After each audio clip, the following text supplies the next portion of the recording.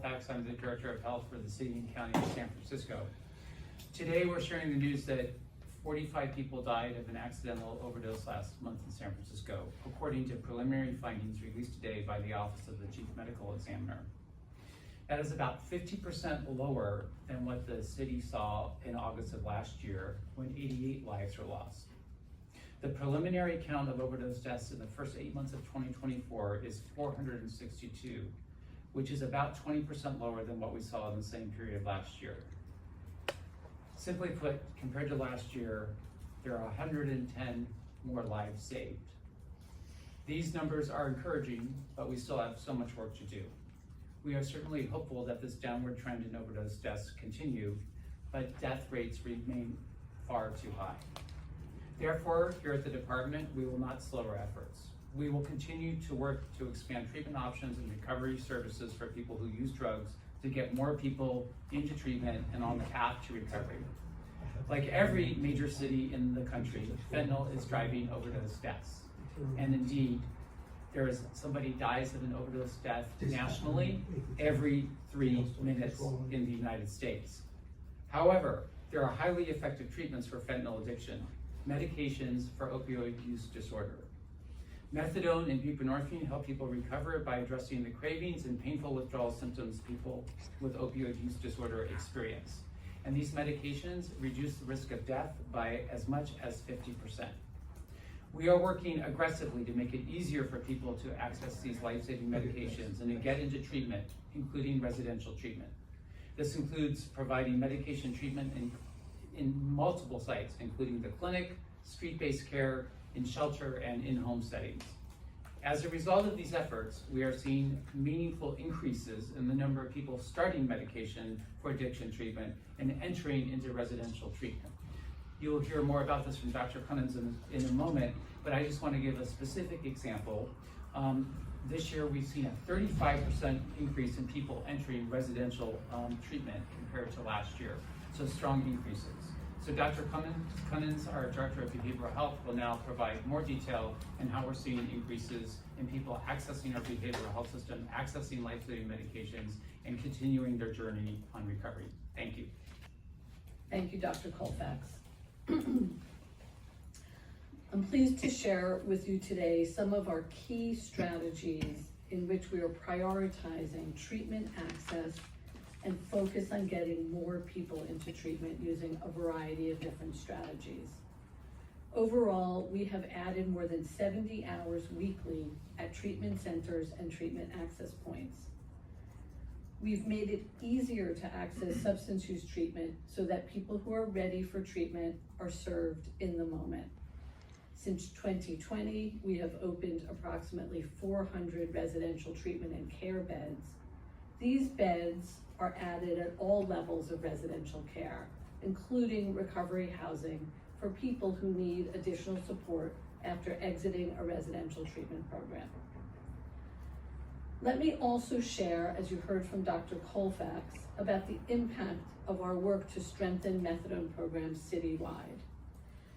This calendar year, from January through July 2024, we saw a nearly 32% increase in new admissions to our methadone programs compared to the same period last year.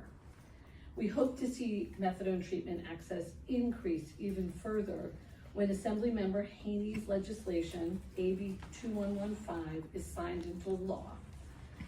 The effect of this law will be to make the medication buprenorphine more accessible in California and save more lives. Buprenorphine access is another one of our key strategies. As you heard from Dr. Colfax, buprenorphine, like methadone, decreases risk of overdose deaths by 50%. We have worked to make buprenorphine treatment more accessible across our systems of care, including in primary care and street-based settings. We know this is working. Our behavioral health services pharmacy, which fills buprenorphine prescriptions for the majority of our clinics and specialty treatment programs, also fills buprenorphine prescriptions for providers across the San Francisco Health Network. This pharmacy has seen a 46% increase in unique clients this year compared to the same period last year. This increase in buprenorphine prescriptions can be partly attributed to our new telehealth program that connects people in the Tenderloin at night with buprenorphine prescriptions treatment in real time. Since its launch in March, this program counted more than 1,300 telehealth consultations. And since 2022, we have more than tripled the number of street care workers in the community every day to help people enter addiction treatment, including the Night Navigator program I just mentioned. I want to also finally highlight, as Dr. Colfax mentioned, we have seen a 35% increase in residential treatment admissions for substance use disorders this fiscal year, or last fiscal year, 23-24, compared to the one prior. September is Recovery Month, and we want the public to know the San Francisco Department of Public Health has programs for people at every stage of recovery. You can call our behavioral health access line at 888-246-3333 to be connected with a program that suits your needs. You can also walk into our Behavioral Health Access Center located at 1380 Howard to speak with someone about treatment 7 days a week. Treatment works and is easy to start. Now, I would like to introduce a San Franciscan who is here today to speak about her own recovery journey, Jean Bruno. My name is Jean, and I have been in recovery for opioid addiction for 2 years.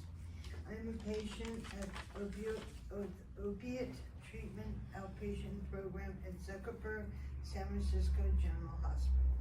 I've been supporting my recovery with methadone treatment. Methadone gave me my recovery. It makes the craving for opioids go away. It makes me feel better physically. It gave me back my life. The happiest moments of my life have been in recovery. I have been through many public health programs, including withdrawal management, residential treatment, recovery housing, and now opiate treatment, outpatient treatment, excuse me. Thanks to all of the support I received, I have a better life than I did when I was using. 100 times better, I would say. Recovery has given me freedom. It's given back relationships with my loved ones. It's given back my confidence. And I am very proud of myself. To anyone who is deep in addiction and feel despair, to know, I want you to know, if I can do it, you can do it. It doesn't matter if you're 16 or 66. Anyone can recover from drug addiction and build a life they want to live.